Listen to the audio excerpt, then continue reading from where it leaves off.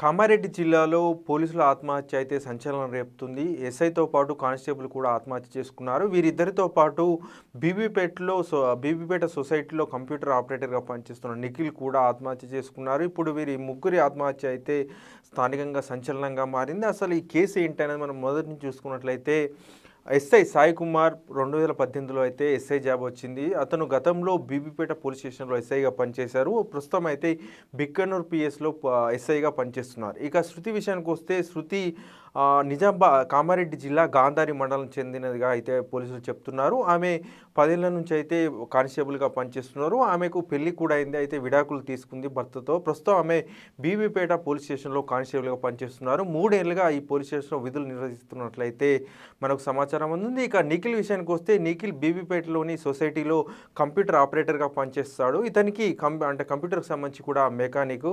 So అప్పుడప్పుడు Bibipet police స్టేషన్లో computer ఏమైనా ప్రాబ్లం వచ్చినప్పుడు నిఖిల్ వెళ్ళి అయితే రిపేర్ చేస్తుంటాడు. సో ఈ ముగ్గురికి ఎలా పరిచయం అయింది, అసలు ముగ్గురు ఎందుకు ఆత్మహత్య చేసుకున్నారని మనకు పరిశీలించినట్లయితే బుధవారం రోజు ఉదయం శృతి తల్లికి ఫోన్ చేసి తను ఇంటికి వస్తున్నట్లయితే చెప్పారు. ఆ తర్వాత కాసేపు అయిన అంటే గంట తర్వాత తల్లి మరోసారి శృతికి అయితే ఫోన్ చేసింది. ఎక్కడున్నావు అంటే నాకు మధ్యలో పని ఉంది, పోలీస్ స్టేషన్లో పని ఉంది, నేను మళ్ళీ మధ్యలోకి వచ్చి తిరిగి వెళ్తున్నట్లయితే శృతి తల్లితో చెప్పింది.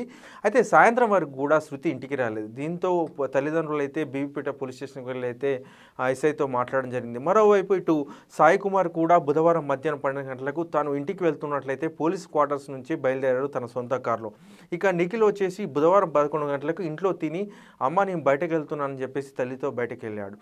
ఆ తర్వాత పోలీసులు కూడా అంటే శృతి ఇంటికి రాలేదని చెప్పేసి అయితే పోలీసులు శృతి ఫోన్ నెంబర్ ఆధారంగా అయితే శృతి ఎక్కడుండో ఫోన్ సిగ్నల్ ఆధారంగా ఫైండ్ అవుట్ చేసే ప్రయత్నం అయితే చేశారు. ఈ క్రమంలోనే అడ్లూరు ఎల్లారెడ్డి పెద్ద చెరువు వద్ద అయితే శృతి సెల్ ఫోన్ సిగ్నల్ ఉన్నట్లయితే వారు గుర్తించారు. వెంటనే వారు అక్కడికి చేరుకున్నారు. అక్కడ చేరుకోగానే శృతి మొబైల్తో పాటు ఆమె చెప్పులు అక్కడ ఉన్నాయి. ఆ కాస్త దూరంలోనే ఎస్ఐ సాయి కుమార్ కారు కూడా ఉంది. ఆ కారులో శృతి బ్యాగ్ కూడా ఉన్నట్లు మనకు సమాచారం అందుతుంది. ఆ తర్వాత మనం చూసుకున్నట్లయితే ఆ నిఖిల్కి సంబంధించి కూడా చెప్పులు అక్కడ ఉన్నట్లయితే తెలుస్తుంది. ఫోన్ కూడా అక్కడే ఉంది.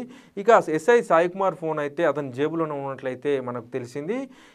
అంటే పోలీసులు మొత్తానికైతే వీరు ముగ్గురు అయితే చెరువులో దూకి ఆత్మహత్య చేసుకున్నారని భావించి వెంటనే గజయితలను అయితే అక్కడికి రప్పించారు. బుధవారం సాయంత్రం నుంచి అయితే అక్కడ సెర్చ్ అయితే చేపట్టారు.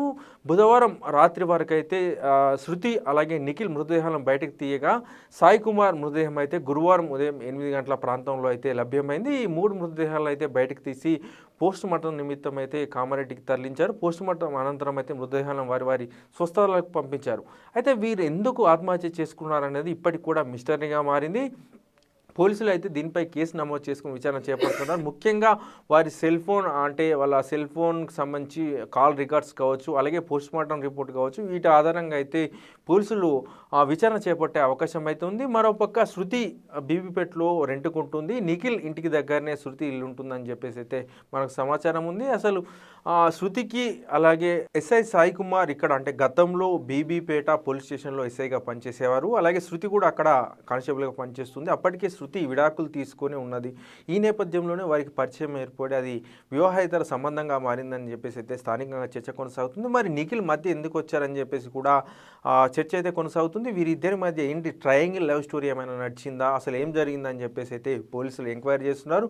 మరోపక్క ఎస్ఐ సాయి కుమార్కి అయితే పెళ్ళైంది, ఒక కొడుకు ఉన్నారు. ప్రస్తుతం అతడి భార్య గర్భవతిగా ఉంది. ఈ సిచ్యువేషన్లో అతను ఆత్మహత్య ఎందుకు చేసుకున్నారని చెప్పేసి కూడా చాలా సందేహాలు అయితే వ్యక్తం అవుతున్నాయి. మరోపక్క శృతి బాడీ పైన అయితే గాయాలు ఉన్నట్లు కూడా కొంత సమాచారం అయితే ఉంది. దీనిపై పోలీసులు అయితే ఇంతవరకు క్లారిటీ ఇవ్వలేదు. అయితే పోస్ట్ మార్టం రిపోర్టు అలాగే కాల్ రికార్డ్స్ ఆధారంగా అయితే పోలీసులు కేసును విచారణ చేస్తున్నారు. సో విచారణలో ఏం తెలుస్తుందో మనకు కాస్త సమయం పట్టే అవకాశం అయితే ఉంది. ప్రస్తుతానికి ఆ ముగ్గురు ఆత్మహత్య అయితే స్థానికంగా సంచలనం అయితే సృష్టించింది.